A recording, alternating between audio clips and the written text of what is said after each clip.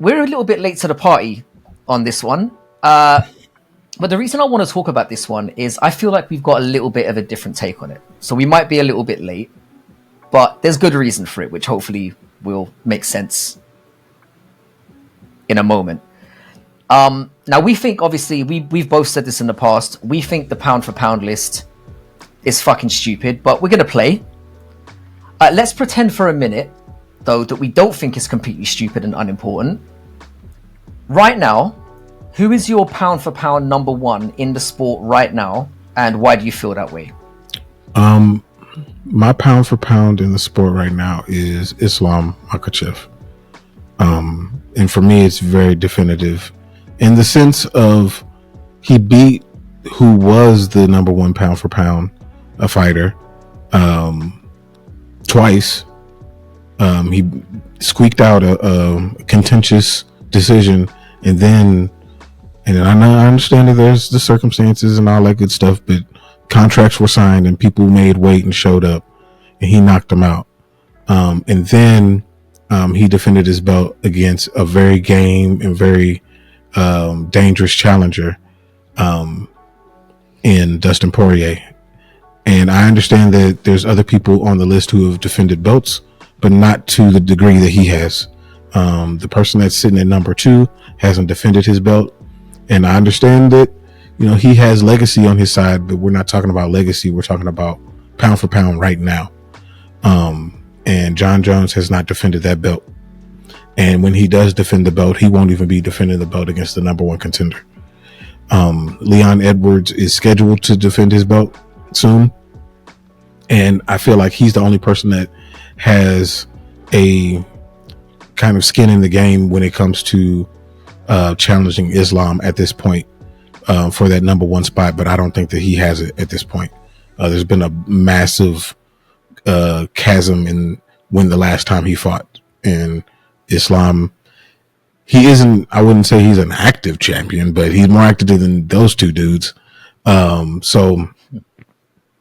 then Alex Pereira, he lost not too long ago. He got knocked out. So, to me, it's very, very simple. It's Islam. I don't know what Dana, he had an agenda. He clearly had an agenda. Whatever that agenda is, he had an agenda.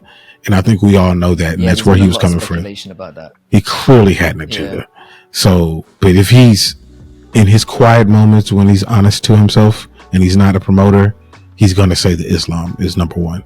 And I think everybody should. I don't even know about that. I think he believes his own bullshit to the extent now that I don't even think he thinks that what he's saying is ridiculous. But what are you, Down syndrome? But what was kind of interesting about his little ramble about Jon Jones in particular, it kind of highlighted for me what's fundamentally wrong with the pound for pound list to begin with. Like, the criteria is different to so many people. Yeah. So, like, for me, the main thing I've always looked at are I kind of wrap it up into like a few criteria.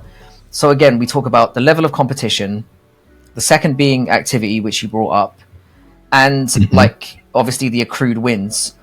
But ironically, when Dana put Jones as his number one, which, let's be honest, is like a weird new level of dick riding that I don't think I've ever seen. You're fucking amazing, dude. Like, everything that you do, your whole persona, not a lot, but just a rider!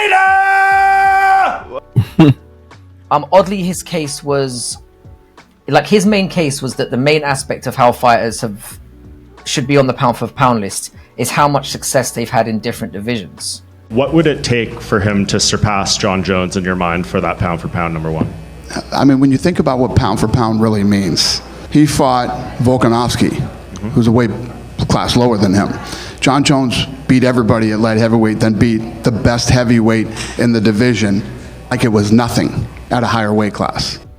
That was like his big, Jon Jones has won at light heavyweight, and now he's gone and starched what he said was the best heavyweight fighter on the planet at the time, completely forgetting that Ngannou existed and just beat that guy. But, whatever. What are you, retarded?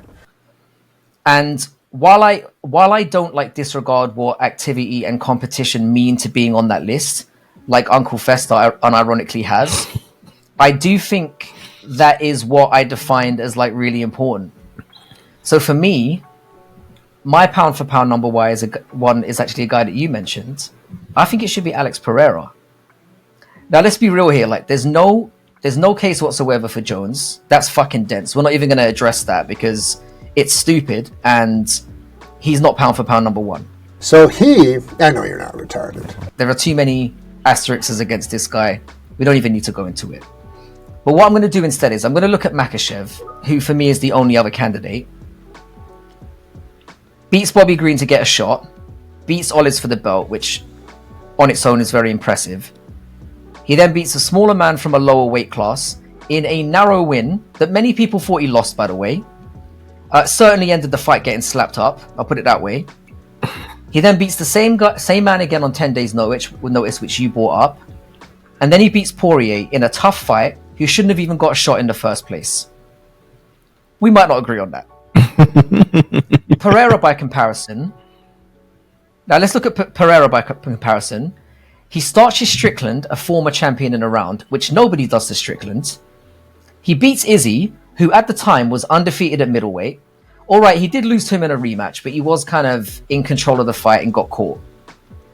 He then goes up to light heavyweight. He beats Yan, a former champion. He beats Yuri, who's unbeaten in 13 fights, former champion, starches him out. Then he beats Jamal Hill, starches him in one round, former champion. All in the space of 2 years, coming in from a different sport. I mean, what the fuck are we talking about here? So I know you're not retarded. If it's not him, in my opinion, the whole thing is fucking stupid. And nobody's even mentioning this. Yeah. It's like nobody's even brought his name up into the conversation. And I think if you consider all those elements, activity, level of competition, fighting in different weight classes, he's the clear number one for me. And again, I'm not saying Makhachev is not up there and is not an amazing fighter and hasn't done amazing things. He beat a smaller guy twice, one of them in dubious circumstances. He beats Poirier in a very tough fight. And a lot of people had the opinion, maybe not as many as I wish did, that he really didn't deserve the shot in the first place. And he's not the most active guy either. He's fought twice in a year, whereas Pereira's fought 3 times. Yeah. In a higher weight class. Now, I'm not against anyone saying Makhachev should be number one, but it should be one of those two. Yeah. In my opinion, Jones is obviously not even in contention. So here's a I feel like I made a good case there. No, it's a great case. Here's a bonus question though. John Jones has not been scheduled to fight Stipe as of yet, even though the vast majority of us believe that that's what's going to happen next.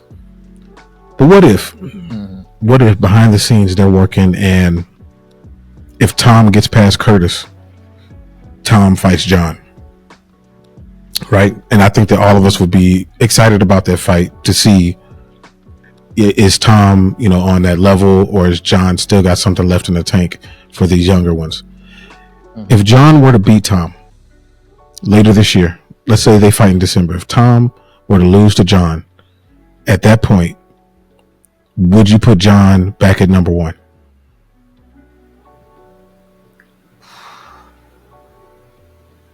Again, it depends what Alex Pereira and Makhachev do in the meantime. I don't think it would be cut and dry like that. Like, for example, if Makhachev defends against Sarukian and is very dominant, it elevates him again. Obviously, if he goes up and beats Leon, it's game over, as far as I'm concerned. If Alex Pereira beats Yuri again, and then potentially fights Ankalaev, and beats him in the same time space, I wouldn't have John Jones above either of those two still, even if he beats Tom Aspinall. But he'd definitely have more of a case. Yeah. It would be like all 3 of them are fairly in the conversation now. Whereas right now, John Jones isn't in it at all. No. In my opinion. It's stupid that he's even being talked about. And I think everyone has universally called Uncle Fester a retard for this. I think that's been the general consensus. Yeah, for the most part. I don't think that any of us are on that same line of thought or reasoning. That I feel like he's confusing like the GOAT debate with this pound for pound debate. They're two different things, man. They're two different things.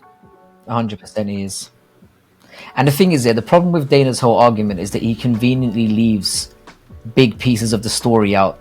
Like, he acts like Francis Ngannou doesn't exist. He acts like Demetrius Johnson doesn't exist. His inability... The thing is, if he was a bit more transparent and was like... I know he's not somebody who's going to talk about fighters who are in other organizations, but for me, it would be a position of strength to do that. You would think Do you know what I mean? yeah. To say that... You would think it would like heighten his argument to some extent, where if he at least is a bit more forthcoming, but to act like these people don't exist is an issue. Yeah. And to diminish Makhachev, the timing of when he diminished Makhachev as well is what made it so much worse. I didn't understand. Like, if he'd waited until the announcement was going to be made, he could have just come out and said, pound for pound number one, John Jones is going to be fighting for the belt at this time. And then he could have brought up the whole thing then. But to do it in the press conference right after Makhachev has just got a really good win against a legend, for me was just, again, it's another example of a misstep that this, of many missteps that this guy has made this year. Yeah. It was just poorly executed, and it just made it seem completely stupid. Yeah, and love that. And more ridiculous than it would have been. Yeah. Timing is everything. Yep, ask Dustin Poirier.